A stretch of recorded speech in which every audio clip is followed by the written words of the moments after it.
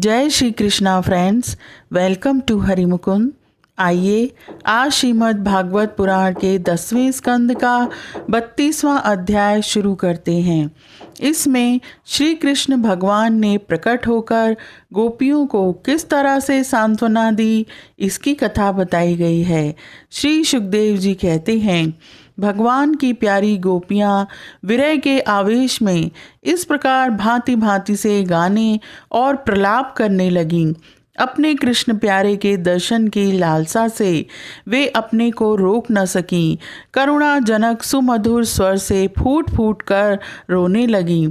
ठीक उसी समय उनके बीचों बीच भगवान श्री कृष्ण प्रकट हो गए।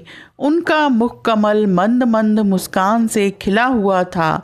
गले में वनमाला थी, पीतांबर धारण किए हुए थे।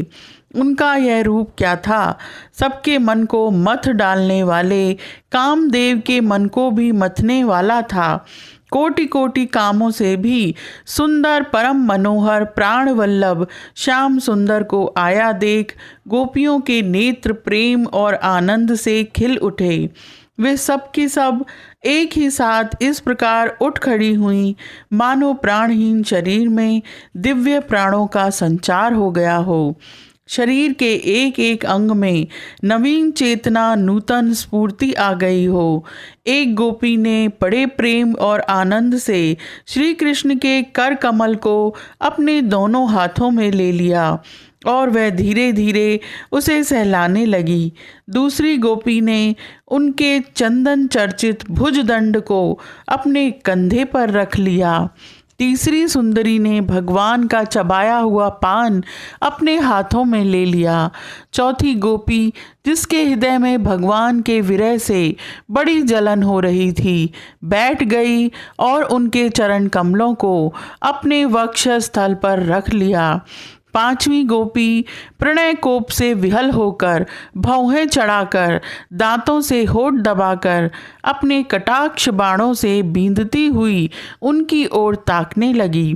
छठी गोपी अपने निर्निमेष नयनों से उनके मुख कमल का मकरंद रस पान करने लगी। परंतु जैसे संत पुरुष भगवान के चरणों के दर्शन से कभी तृप्त नहीं होते, वैसे ही वह उनकी मुख माधुरी का निरंतर पान करते रहने पर भी तृप्त नहीं होती थी। सातवीं गोपी नेत्रों के मार्ग से भगवान को अपने हृदय में ले गई और फिर उसने आंखें बंद कर ली। अब मन ही मन भगवान का आलिंगन करने से उसका शरीर पुलकित हो गया, रोम रोम खिल उठा और वह सिद्ध योगियों के समान परमानंद में मग्न हो गई। जैसे मुमुक्षुजन परम ज्ञानी संत पुरुष को प्राप्त करके संसार की पीड़ा से मुक्त हो जाते हैं, वैसे ही सभी गोपियों को भगवान श्री कृष्ण के दर्शन से परम आनंद और परम उल्लास प्राप्त हुआ। उनके विरह के कारण गोपियों को जो दुख हुआ था, उससे वे मुक्त हो गईं। यूं तो भगवान श्री कृष्ण एक रस हैं, उनका सौंदर्य और माधुर्य निरतिशय है, फिर भी विरह व्यथा से मुक्त हुई गोपियों के बीच में उनकी शोभा और भी बढ़ गई। ठीक वैसे ही जैसे परमेश्वर अपने नित्य ज्ञान, बल आदि शक्तियों से सेवित होने पर और भी शोभायमान होता है। इसके बाद भगवान श्री कृष्ण ने उन व्रज सुंदरियों को साथ लेकर यमुना जी के तट पे प्रवेश किया। उस समय खिले हुए कुंद और मंदार के पुष्पों की सुरभि लेकर बड़ी ही शीतल और सुगंधित मंद मंद वायु चल रही थी और उसकी महक से मतवाले होकर भौरे इधर उधर मंडरा रहे थे। शरद पूर्णिमा के चंद्रमा की चांदनी अपनी निराली ही छटा दिखला रही थी। उसके कारण रात्रि के अंधकार का तो कहीं पता ही नहीं था। सर्वत्र आनंद मंगल का ही साम्राज्य छाया था। वह तट क्या था? यमुना जी ने स्वयं अपनी लहरों के हाथों भगवान की लीला के लिए सुकोमल बालू का रंगमंच बना रखा था। भगवान श्री कृष्ण के दर्शन से गोपियों के हृदय में इतनी इतने आनंद और इतने रस का उल्लास हुआ कि उनके हृदय की सारी आदि व्याधि मिट गई। जैसे कर्मकांड की श्रुतियाँ उसका वर्णन करते करते अंत में ज्ञान कांड का प्रतिपादन करने लगती हैं और फिर वे समस्त मनोरथों से ऊपर उठ जाती हैं, कृत्य हो जाती हैं, वैसे ही गोपियां भी पूर्ण काम हो गईं।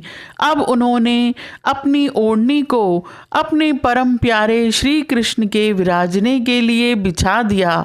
बड़े बड़े योगेश्वर अपने योग साधना से पवित्र किए हुए हृदय में जिनके लिए आसन की कल्पना करते रहते हैं, किंतु फिर भी अपने हृदय सिंहासन पर बिठा नहीं पाते, वही सर्वशक्तिमान भगवान यमुना जी की रेती में गोपियों की ओढ़नी पर बैठ गए।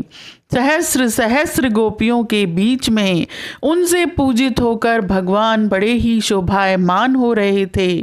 तीनों लोकों में, तीनों कालों में जितना भी सौंदर्य प्रकाशित होता है वह सब तो भगवान के बिंदु मात्र सौंदर्य का आभास भर है।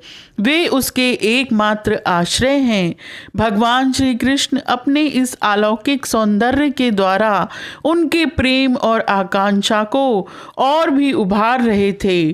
गोपियों ने अपनी मंद मंद मुस्कान, विलासपूर्ण चितवन और तिरछी भौहों से उनका सम्मान किया। किसी ने उनके चरण कमलों को अपनी गोद में रख लिया तो किसी ने उनके कर कमलों को।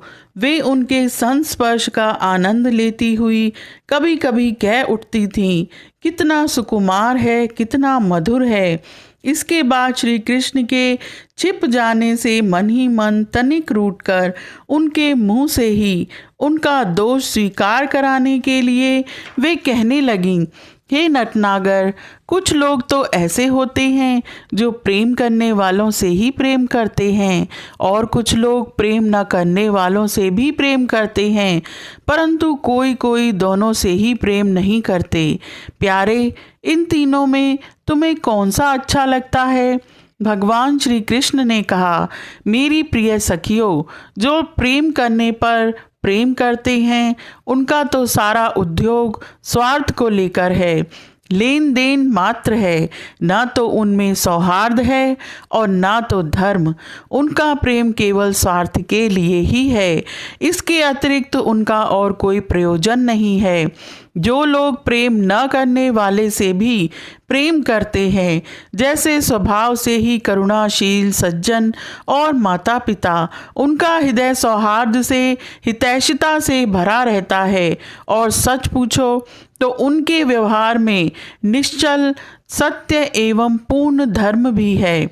कुछ लोग ऐसे होते हैं जो प्रेम करने वालों से भी प्रेम नहीं करते, न प्रेम करने वालों का तो उनके सामने कोई प्रश्न ही नहीं है। ऐसे लोग चार प्रकार के होते हैं। एक तो वे जो अपने स्वरूप में ही मस्त रहते हैं, जिनकी दृष्टि में कभी द्वैत भासता ही नहीं। दूसरे वे जिन्हें द्वैत तो भासता है परंतु जो कृतकृत्य हो चुके हैं, उनका किसी से कोई प्रयोजन ही नहीं है। तीसरे वे हैं जो जानते ही नहीं कि हमसे कौन प्रेम करता है। और चौथे वे हैं जो जानबूझकर अपना हित करने वाले परोपकारी गुरु तुल्य लोगों से भी द्रोह करते हैं, उनको सताना चाहते हैं। गोपियों, मैं तो प्रेम करने वालों से भी प्रेम का वैसा व्यवहार नहीं करता जैसा करना चाहिए। मैं ऐसा केवल इसलिए करता हूँ कि उनकी चित्तवृत्ति और भी मुझ में लगे, निरंतर लगी रहे। जैसे निर्धन मनुष्य को कभी बहुत सा धन मिल जाए और फिर खो जाए तो उसका हृदय खोए हुए धन की चिंता से भर जाता है, वैसे ही मैं भी मिल मिलकर छिप छिप जाता हूँ। इसमें संदेह नहीं कि तुम लोगों ने मेरे लिए लोक मर्यादा, वेद मार्ग और अपने सगे संबंधियों को भी छोड़ दिया है। ऐसी स्थिति में तुम्हारी मनोवृत्ति और कहीं न जाए, अपने सौंदर्य और सुहाग की चिंता न करने लगे, मुझ में ही लगी रहे। इसलिए परोक्ष रूप से तुम लोगों से प्रेम करता हुआ ही मैं छिप गया था। इसलिए तुम लोग मेरे प्रेम में दोष मत निकालो। तुम सब मेरी प्यारी हो और मैं तुम्हारा प्यारा हूँ। मेरी प्यारी गोपियों, तुमने मेरे लिए घर गृहस्थी की उन बेड़ियों को तोड़ डाला है जिन्हें बड़े बड़े योगी यति भी नहीं तोड़ पाते। मुझसे तुम्हारा यह मिलन, यह आत्मिक संयोग सर्वथा निर्मल और सर्वथा निर्दोष है। यदि मैं अमर शरीर से, अमर जीवन से अनंत काल तक तुम्हारे प्रेम, सेवा और त्याग का बदला चुकाना चाहूं तो भी नहीं चुका सकता। मैं जन्म जन्म के लिए तुम्हारा ऋणी हूँ। तुम अपने सौम्य स्वभाव से, प्रेम से मुझे उरण कर सकती हो, परंतु मैं तो तुम्हारा ऋणी ही हूँ। यह अध्याय यही समाप्त होता है। आज के लिए इतना ही। Please like, share and subscribe my channel. Thank you.